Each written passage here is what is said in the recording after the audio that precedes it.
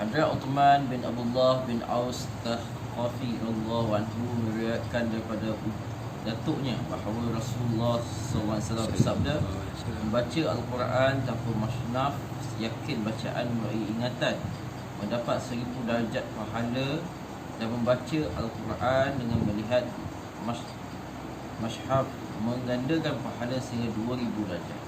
Ada Uthman bin Abdullah bin Aus Takhfi radhiyallahu anhu meriwayatkan daripada datuknya bahawa Rasulullah SAW bersabda, membaca Al-Quran tanpa mashhaf, yakni bacaan melalui ingatan, mendapat 1000 darjat pahala, dan membaca Al-Quran dengan melihat mashhaf menggandakan pahala sehingga 2000 darjat. Hadis riwayat Baihaqi.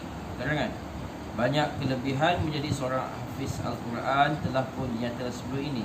Kelebihan membaca Al-Quran dengan melebihi mashhaf yang dinyatakanlah hadis di atas ialah kerana membaca daripada kitab Allah SWT sendiri bukan sahaja menyebabkan tadabbur dan tumpuan lebih mendalam, tetapi menyebabkan tadabbur juga melibatkan beberapa amal lain seperti melihat Al-Quran, menyentuh Al-Quran dan lain-lain lagi.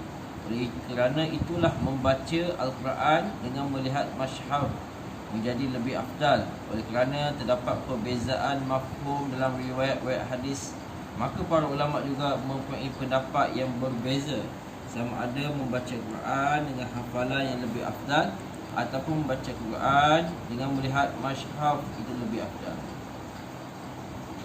Berdasarkan alasan daripada hadis-hadis di atas juga kerana membaca terus dari kitab Al-Quran itu menyelamatkan kita daripada membuat kesilapan serta pandangan kita akan tertumpu pada kitab Al-Quran. Maka mereka mengatakan bahawa membaca Al-Quran dengan melihat mashhaf adalah lebih afdal. Sebaliknya dengan alasan daripada hadis yang lain dan kerana membaca Al-Quran dari kepada ingatan menyebabkan seorang itu lebih khusyuk, bebas daripada menunjuk-nunjuk, dan juga kerana itu adalah cara Rasulullah SAW membaca Quran, maka semua ulama yang lain telah memberi keutamaan kepada membaca hafalan. Imam Nawawi rahmatullahi alaihi memutuskan bahawa fadilat kedua-dua cara ini akan dapat berbeza mengikut keadaan diri seorang itu. Sesiapa yang dapat membaca Al-Quran daripada mashhaf maka lebih afdal baginya. Membaca daripada mashhaf bagi siapa yang dapat menambahkan perhatian serta tumpuan fikiran semasa membaca Al-Quran secara hafalan, maka bacaan secara hafalan itu lebih afdal baginya. Hafiz Ibn Hajar rahmatullahi alaih juga menyukai tafsiran ini dalam kitabnya Fathul Bari.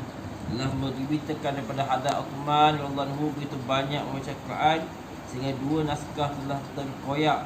Hadrat Am bin Maimun rahmatullahi alaih telah menukil dalam kitab Syarah Yaumuddin bahawa seorang yang membuka lembaran Al-Quran selepas meninggal solat subuh dan membaca 100 ayat akan mendapat pahala sebanyak seisi dunia ini. Nyatakan bahawa membaca Quran dengan melihat Al-Quran yang lebih baik untuk penglihatan mata. Ada Abu Baik radhiyallahu anhu telah meriwayatkan satu hadis musalsal, iaitu hadis ialah hadis yang diriwayatkan oleh para rawi atas sifat atau keadaan tertentu ketika meriwayat hadis tersebut,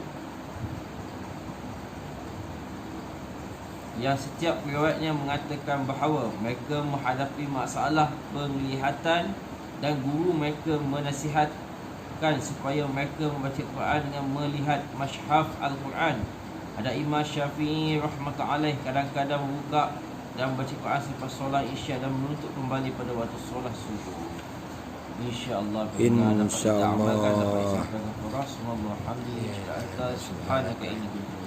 Allahumma salli ala Muhammad ya Rabbi salli alaihi wa sallam.